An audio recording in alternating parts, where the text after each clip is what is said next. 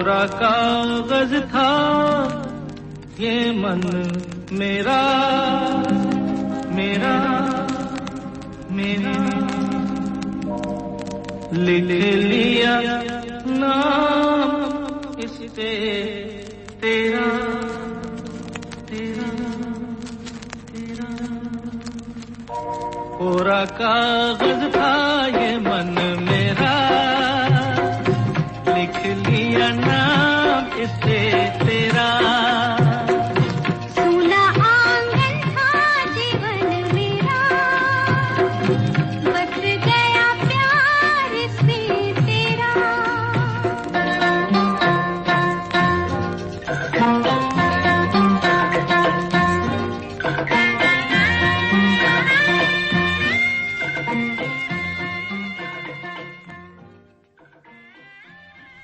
One FM मैं हूं भानु पुरोहित। आज हेल्थ टाइम में हमारे साथ है डॉक्टर आनंद कुलदिया, नेत्र रोग विशेषज्ञ हैं और इनसे हम बातें करेंगे ग्लूकोमा पर यानी कि काला पानी पर। लेकिन ये गाना पूरा होने दें एक बार।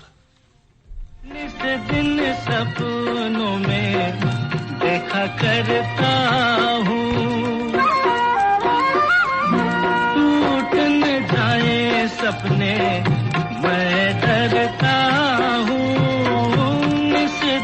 सपनों में देखा करता हूँ मैं, ना कजरारे मतवारे ये इशारे, खाली दर्पण था ये मन मेरा, रच गया रूप इसमें तेरा।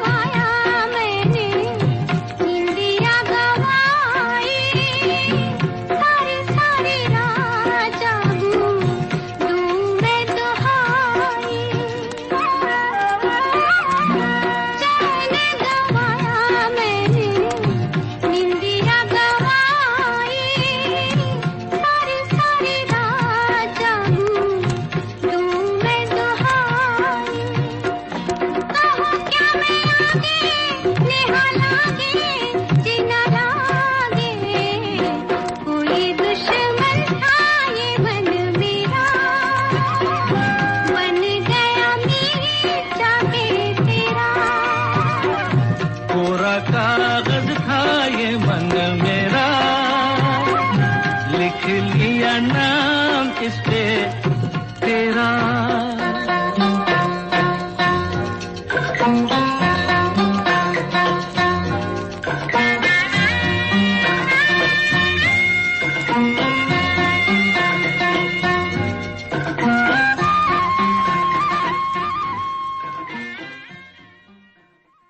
तो डॉक्टर आनंद, सबसे पहले तो आपका बहुत बहुत स्वागत है। धन्यवाद सर। कैसे हैं आप? बिल्कुल, बहुत बढ़िया जी। अच्छा, अभी कुछ दिनों पहले रेड आई, मतलब आंखें लाल हो रही थी मेरी, और मैं दिखाने गया किसी डॉक्टर को, तो डॉक्टर ने कहा कि सबसे पहले तो आप अपना कोरोना टेस्ट कराइए। जी जी। तो क्या इसका रिलेशन है कुछ? जी, कोरोना में बहुत कॉमन तो नहीं है, कभी कभी कोरोना का इन्फेक्शन आंखों में भी होता है, उससे आंखें लाल होना। हालांकि ये बहुत ज्यादा मैं कहता हूँ वही मतलब चिंता या सीरियस बात नहीं है आंखों का होना जी, लेकिन बहुत रेयरली होता है। फिर भी टेस्ट कराना ठीक रहता है, क्योंकि ये एक संक्रामक बीमारी है, यानी एक से दूसरे को फैलती है जी। तो जनित में करना अच्छा है ताकि ये दूसरों को नहीं फैले।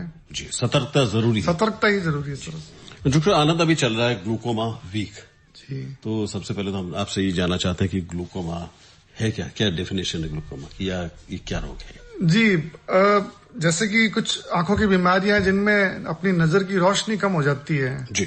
जैसे चश्मे, किसी के चश्मे का नंबर लग जाता है, किसी को मोतियाबिंद हो जाता है। तो ग्लूकोमा भी इसी प्रकार की एक बीमारी है जिसमें आंखों की नजर की रोशनी कम हो जाती है जी। इसको ग्लूकोमा को अपनी आम भाषा में काला मोतिया या काला पानी भी कहते हैं। और जो साधारणतः लोग समझते हैं सफेद मोतिया जिसमें लेंस लगता है और ऑपरेशन होता है जी।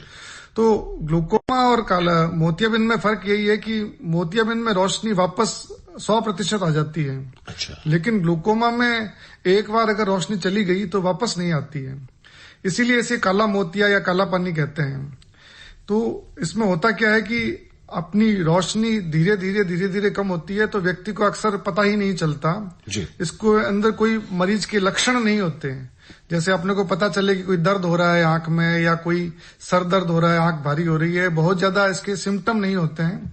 इसलिए इसे साइलेंट थीफ ऑफ विजन कहते हैं, यानी ये चुपचाप नजर की रोशनी चुरा लेता है और व्यक्ति को पता भी नहीं चलता है। तो क्या कहीं ऐसा नहीं लगता कि सुबह जो अखबार बड़े आराम से हम पढ़ सकते हैं, एक दिन अचानक लगता है कि अक्षर बहुत धुंधले हो रहे हैं हमारे? बिल्कुल, ग्लूकोमा में दिक्कत यही है कि इसका जब लक्षण जब पता लगते हैं तब तक 50% या उससे भी ज्यादा नुकसान हो चुका होता है, यानी पहले से ही आदमी को नुकसान हो चुका होता है। तब तो इसको चोर मत कहिए, इसको तो कहिए डाकू।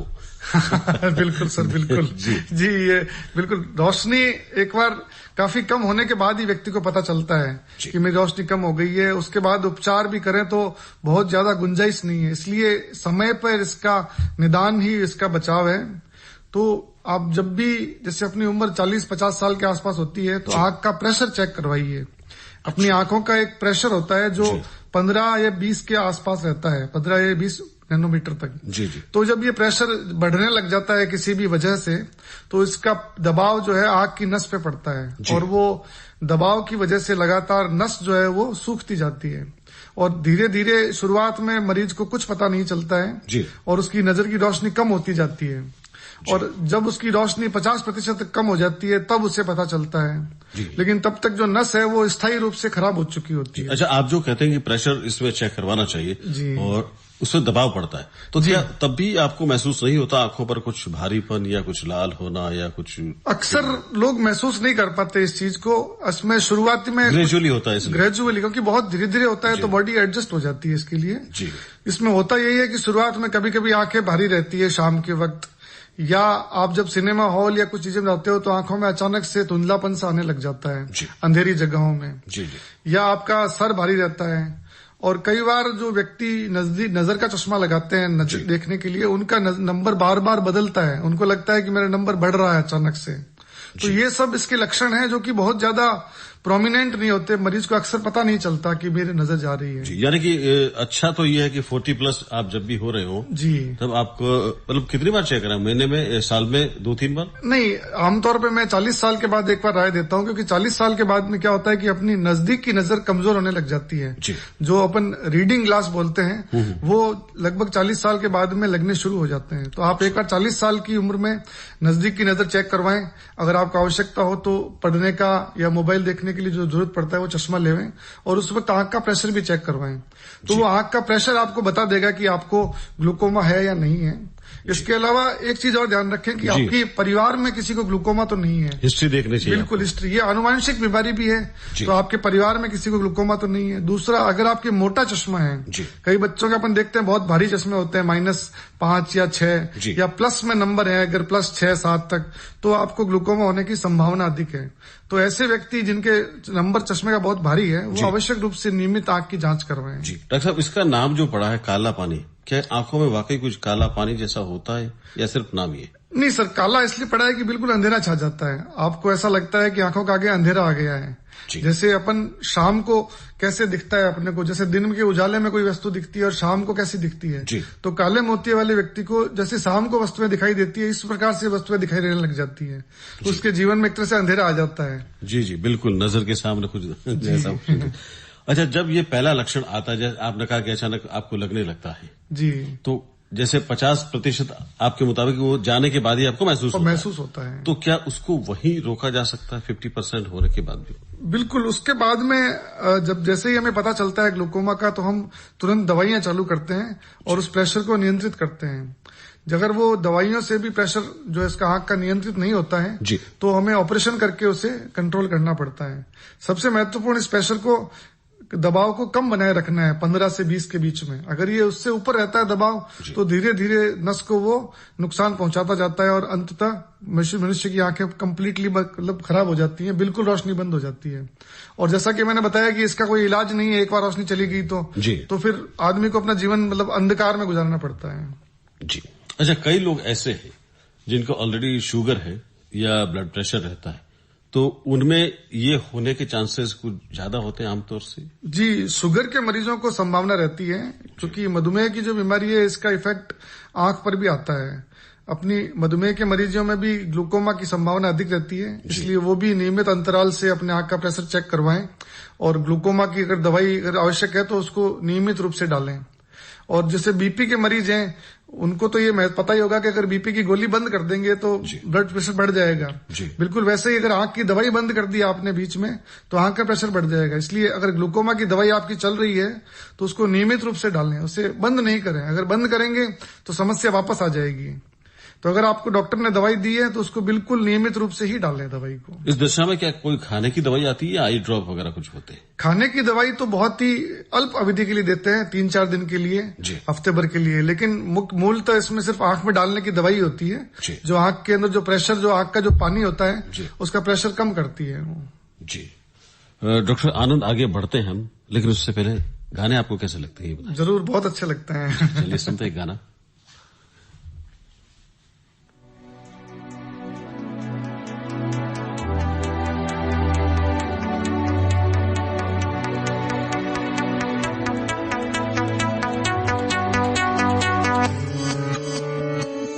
नैना लगियां बारिशां ते सुके सुके सपने भी भिज गए। नैना लगियां बारिशां रोवे पलकां दे कोने विच नींद मेरी। नैना लगियां बारिशां हंझू डिगदे न चोट लगे दिल ते। नैना लगियां बारिशां रुत बिरहा दे बदलां दी छा गई। काली काली खाली रातों से होने लगी है दोस्ती। खोया खोया इन राहों में अब मेरा कुछ भी नहीं। हर पल हर लम्हा मैं कैसे सहता हूँ। हर पल हर लम्हा मैं खुद से ये कहता रहता हूँ। तुझे भुला दिया वो, तुझे भुला दिया वो, तुझे भुला दिया वो। फिर क्यों तेरी यादों ने मुझे रुला दिया वो, मुझे रुला दिया।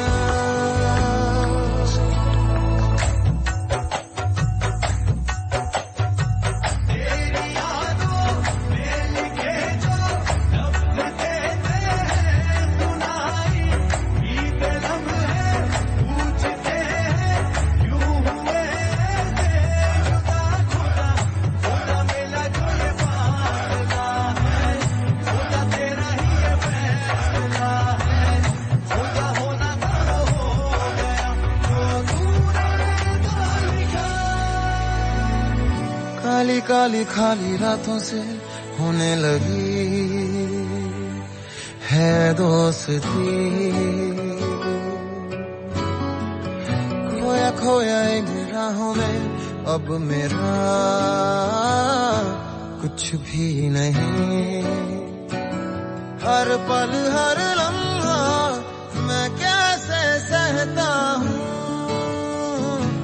हर पल हर लम्हा मैं खुद से ये कहता रहता हूँ। तुझे भुला दिया वो, तुझे भुला दिया वो, तुझे भुला दिया वो। फिर क्यों तेरी यादों ने मुझे रुला दिया वो, मुझे रुला दिया।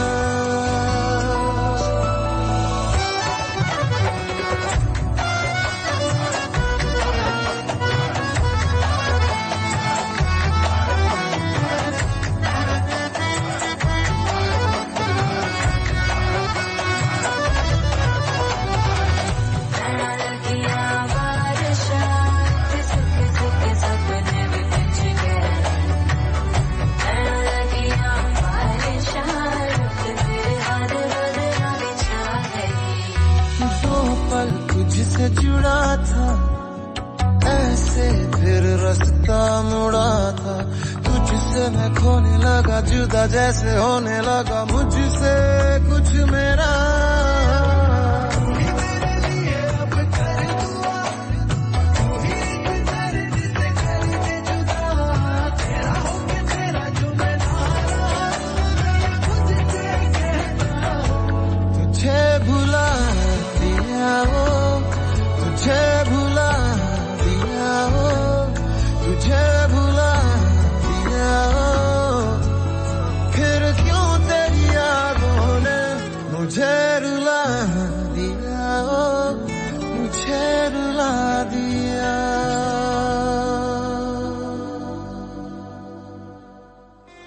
दो सप्ताह से ज्यादा खांसी टीबी हो सकती है। अपने नजदीकी सरकारी अस्पताल में बलगम की निःशुल्क जांच करवाएं। क्षय रोग का निदान और उपचार सभी राजकीय चिकित्सालयों पर निःशुल्क उपलब्ध है। ब्रेक के बाद फिर से सभी का स्वागत। आज हमारे साथ है डॉक्टर आनंद कुलरिया, नेत्र रोग विशेषज्ञ हैं और हम बात कर रहे हैं ग्लूकोमा पर। सर, जिनकी हिस्ट्री है परिवार में ये है कि भाई उनको ऐसी बीमारी हो चुकी है, वो क्या करें, क्या सावधानी रखें पहले से ही कि ये बीमारी नहीं आए? क्या ये संभव है? बिल्कुल संभव है। जिनकी हिस्ट्री है उनको जैसे 30 साल की उम्र से ही अपना आंखों का नियमित चेकअप करवाना चाहिए, प्रेशर का और नजर का। और इसमें एक जो होता है ग्लूकोमा का स्पेशल, उसको बोलते हैं फील्ड टेस्टिंग, यानी आपका फील्ड या दायरा कितना है नजर का। जैसे आप अपनी दोनों आंखों से 180 डिग्री देख सकते हैं, या आपका 180 डिग्री सिकुड़ कर नजर सिर्फ 90 डिग्री तक आ गई है, आपका नजर का जो केंद्र है दायरा वो कम होता जाता है, तो उस दायरे को अपन जांचने के लिए फील्ड टेस्टिंग बोलते हैं।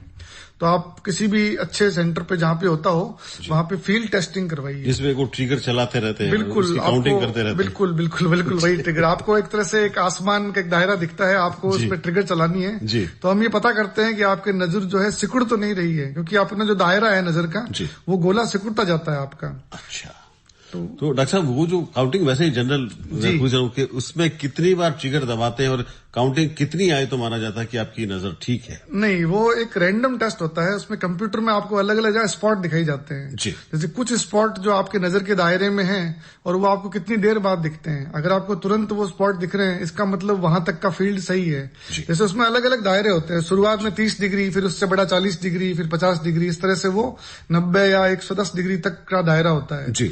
अगर आपको शुरुआत में जो पेरिफेरल फील्ड है, यानी जो बाहरी दायरा है 110 डिग्री 90 डिग्री, वहां में आपको वो स्पॉट दिखने बंद हो जाते हैं। अच्छा। तो आपको अगर आपके आउटर साइड में अगर स्पॉट दिखाया जाएगा और आप उस पर क्लिक नहीं कर पाओगे, यानी कि वो आपका एरिया काम नहीं कर रहा है, और धीरे धीरे वो केंद्र की तरफ आने लग जाता है एरिया।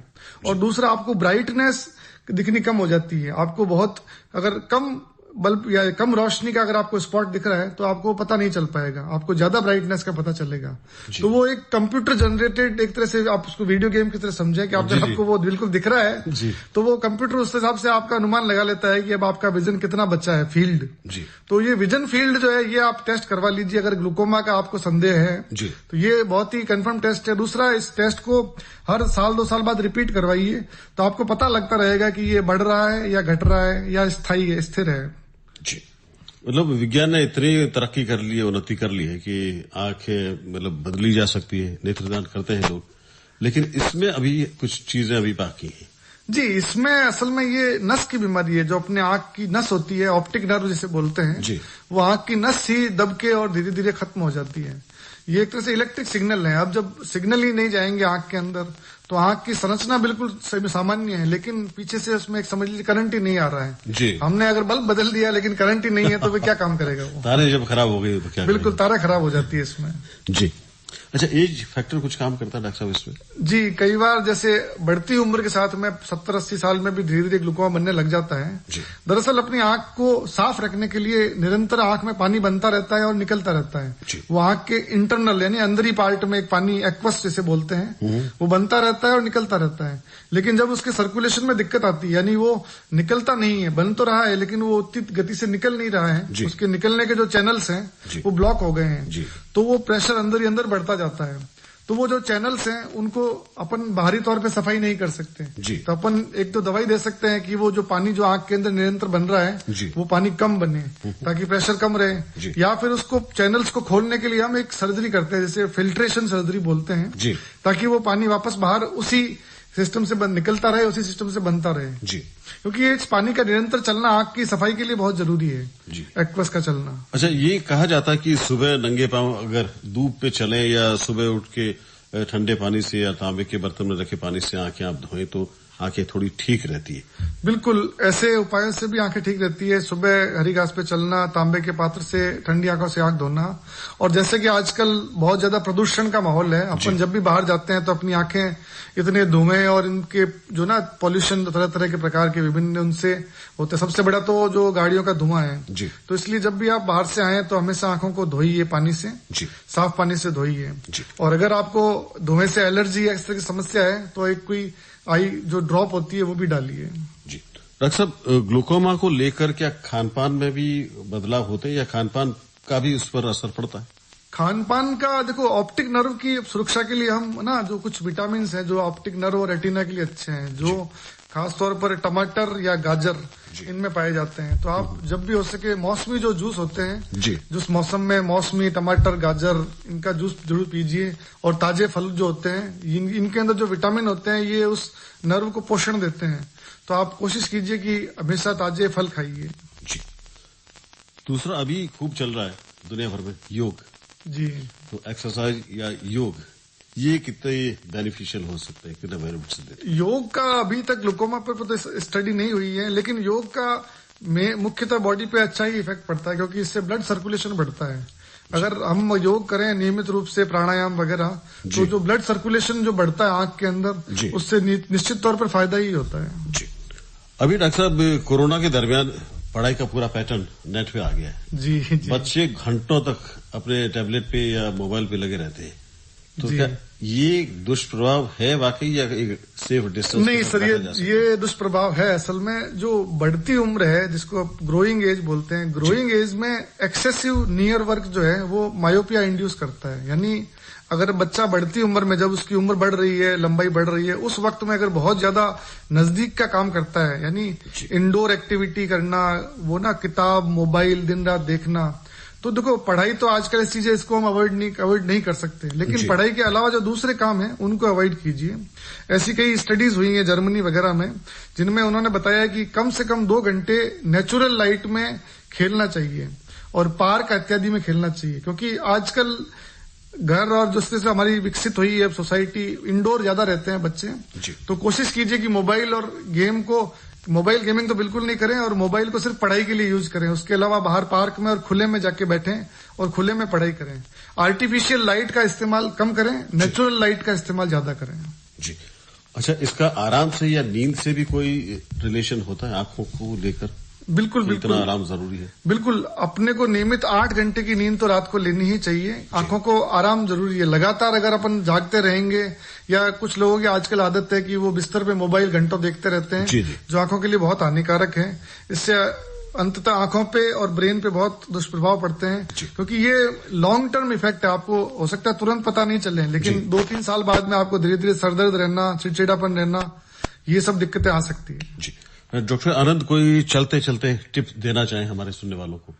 जी, मैं यही कहूंगा कि आंखों की नियमित रूप से जांच कराते रहें और आंखों को लेकर बिल्कुल भी लापरवाही नहीं करें, क्योंकि जो दृष्टि है ये कुदरत का नायाब नमूना है। आप अपने मोबाइल फोन पे खूबसूरत वॉलपेपर या ये जो रंगीन दुनिया है ये तभी देख पाएंगे जब आंखें अच्छी रहेगी। तो आंखों की देखभाल कीजिए और इस भगवान की बनाई हुई जो खूबसूरत दुनिया है इसका आनंद लीजिए। और नेत्रदान पर भी थोड़ा सा गौर जरूर करें। जी, नेत्रदान का मैं कहना चाहूंगा कि नेत्रदान कोई भी ना, बच्चे से लेके 100 साल तक कोई भी आदमी नेत्रदान कर सकता है। हमेशा नेत्रदान मृत्यु के बाद में उसके परिजन भी उसका घर वालों को बुला के करा सकते हैं, और एक व्यक्ति 2 जनों को रोशनी दे सकता है। इसमें जो अपना आंख का जो काला जो पार्ट है जिसे कॉर्निया बोलते हैं, इस पार्ट को ट्रांसप्लांट किया जाता है। तो इससे किसी अंधे व्यक्ति को जिसकी आंख में फूला पड़ा हुआ है या जिसको दुनिया नहीं दिखती है वो वापस देख सकता है। तो ये बहुत ही पुण्य का काम है। जी ठीक। डॉक्टर आनंद, आज आप हमारे स्टूडियो में आए और नेत्र रोगों के बारे में और खासतौर पर ग्लूकोमा के बारे में बड़ी अच्छी जानकारी दी। आपका बहुत बहुत धन्यवाद।